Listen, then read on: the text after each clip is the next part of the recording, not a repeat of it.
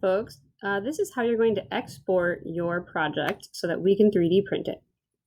If you look down here on the left, under the parts menu, I have part 1. I'm going to right click it and rename it. Please give it your name and what type of project it is so that when you export this file, we know that it's yours. So I'm calling mine Casey Keychain and then hitting enter.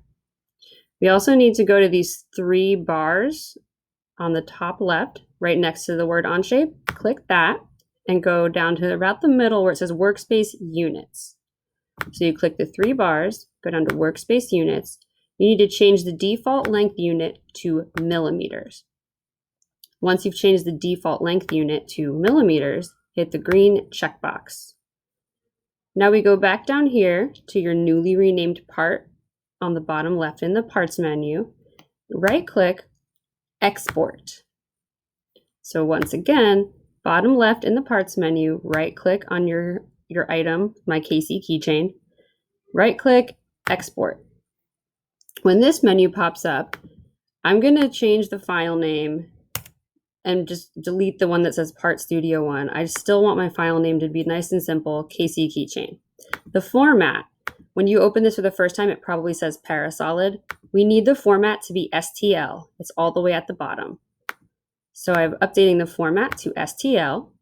And the units, it's often automatically set to meter. That's going to confuse our 3D printing software. So make sure the units are set to millimeters. So I've gone through the export options, made my file name nice and simple, changed the format to STL, and changed the units to millimeters. For my resolution, I like fine because I want this to print nice.